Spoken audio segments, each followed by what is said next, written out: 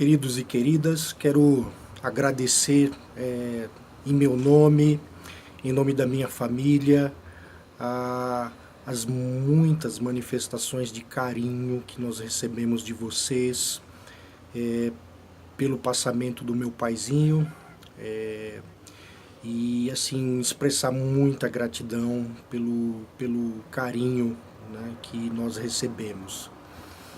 Esse vídeo também é um tributo que eu presto, como fiz no dia do sepultamento, um tributo ao Zag, como alguns de vocês podem tê-lo conhecido, o ex-sindicalista, e preciso acrescentar o adjetivo, principalmente no Brasil em que a gente vive hoje, sindicalista ético. Tributo ao irmão Francisco, como outros de vocês o conheceram, e tributo ao Papito, como nós aqui de casa, eu e minhas irmãs, carinhosamente, especialmente agora, recentemente, a gente se referia a ele, né? E eu começo esse tributo contando um pouquinho da história do sindicalista Zag, né? Que eu, menino, criança, muitas vezes acompanhei no Sindicato dos Metalúrgicos de Santo André. Eu era pequenininho e ele me levava, às vezes eu passava as tardes lá com ele, né? E eu tenho muitas recordações dessa época. Tenho recordações de assembleias que eu acompanhei, né? Meu pai em cima do caminhãozinho, se dirigindo aos operários, aqueles que o puderam conhecer, aquela pessoa articulada, muito inteligente e mediador, né? Ele era um sindicalista que eu vi diretores, naquela época a gente chamava de diretor de relações industriais, quando havia qualquer problema na fábrica, eles ligavam para o Zag mediar, porque com o Zag eles tinham diálogo.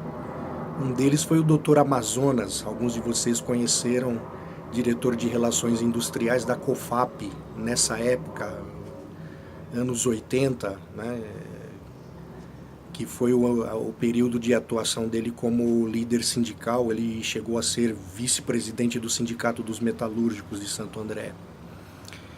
E eu contei isso lá no dia do sepultamento, uma história que ele volta e meia fazia a gente lembrar, que foi quando ele trabalhava numa metalúrgica que ficava ali na Avenida Dom Pedro, em Santo André. A metalúrgica atrasou o salário 3 meses. E você pode imaginar, né? A família, no nosso caso com 3 crianças e outras famílias da metalúrgica, sem, depois de 3 meses, ter muito o que comer dentro dos armários. E eles conversarem entre si, né? E meu pai tinha uma liderança natural. Zag, o que nós vamos fazer, Zag? Eu não tenho mais o que dar para os meus filhos. Nós estamos 3 meses sem salário. E o Zag reuniu o pessoal e falou: gente, nós vamos ter que subir lá e falar com o homem. Vamos ter que conversar com o seu Júlio, que era o dono, né, da metalúrgica. Subiram lá, avisaram a secretária avisou o seu Júlio, né? O seu Júlio falou para a secretária: tá bom, manda eles entrarem, né? E aí a comissão de funcionários, né, entrou e Ele conta que o seu Júlio abriu a gaveta, tirou um 38, pôs em cima da mesa e falou: tá bom, vamos lá, o que vocês querem conversar? Qual é o assunto? 38 em cima da mesa. E aí o Zag, sindicalista, falou para ele assim: olha, seu Júlio, eu tô a poucos metros dessa arma, eu tô mais perto que o senhor, se eu pular aí, eu pego essa arma primeiro. Mas eu não vim aqui ameaçá-lo, e nós não viemos aqui também para receber ameaças. Seu Júlio, a gente precisa resolver nosso problema. Vamos dialogar, vamos conversar. Muitas histórias como sindicalista. Ético, eu preciso acrescentar essa palavra, do Brasil de hoje. Mas essa é uma que eu destaco.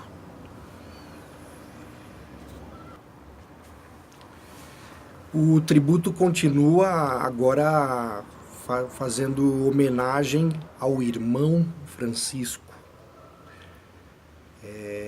cristão, sem defender nenhum rótulo, mas um cristão evangélico,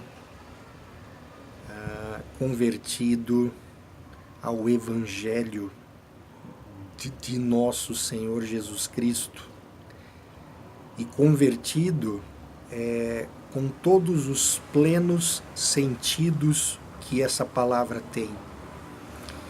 E a história que eu conto é uma história também final dos anos 80, quando ele sofria de hérnia de disco, e que nesse episódio que eu vou contar para vocês impossibilitava ele de andar. E eu me lembro que ele fez exames numa clínica, num hospital.